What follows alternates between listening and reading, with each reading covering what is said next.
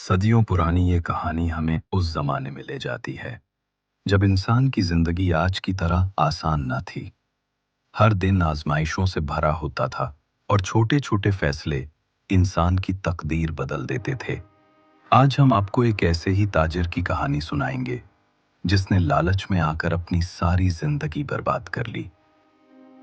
ایک چھوٹے سے قصبے میں ہنس نام کا ایک تاجر رہتا تھا۔ وہ محنتی اور قابل اعتماد سمجھا جاتا تھا، مگر اس کی ایک کمزوری تھی: لالچ۔ جب بھی اس کے پاس کچھ دولت آتی تو وہ اس پر راضی نہ ہوتا، بلکہ ہمیشہ زیادہ کا خواہش مند رہتا۔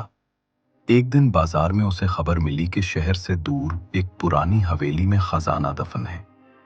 لوگوں کا کہنا تھا کہ یہ خزانہ ایک بزرگ نے وہاں چھپایا تھا اور دعا کی تھی کہ یہ صرف اس شخص کو ملے جو صبر اور ایمانداری والا ہو۔ حسن کے دل میں لالچ جاگ اٹھا۔ اس نے فوراً سفر کی تیاری کی اور کچھ ساتھیوں کے ساتھ روانہ ہو گیا۔ راستے میں جب بھی کھانے یا پانی کی کمی ہوتی، حسن اپنے حصے کا سامان چھپا لیتا اور دوسروں سے وعدہ کرتا کہ جب خزانہ مل جائے گا تو سب کو انعام دوں گا۔ مگر دراصل وہ سب کچھ اپنے لیے رکھنا چاہتا تھا۔ کئی دنوں کے سفر کے بعد وہ پرانی حویلی پہنچا۔ حویلی اندھیرے اور سنسان ماحول میں ڈوبی ہوئی تھی۔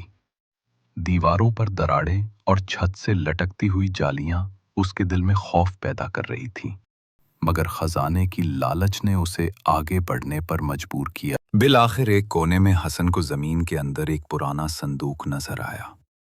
جب اس نے صندوق کھولا تو سونے کے سکے اور قیمتی زیورات چمکنے لگے۔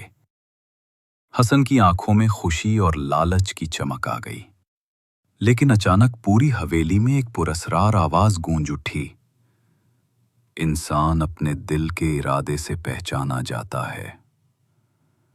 جو لالچ میں ڈوب جائے وہ کبھی برکت نہیں پاتا۔ حسن کانپ اٹھا، مگر پھر بھی خزانے کو سینے سے لگایا اور حویلی سے بھاگ نکلا۔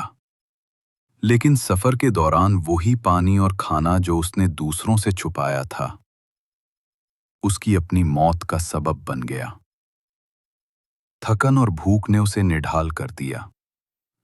کچھ دنوں میں وہ بیابان صحرا میں گر پڑا۔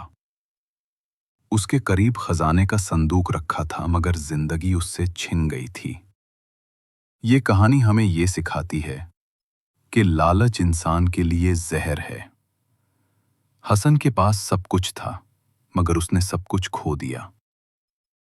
اصل دولت سچائی، صبر اور ایمانداری میں ہے۔ دنیا کے خزانے فانی ہیں، لیکن نیک اعمال ہمیشہ باقی رہتے ہیں۔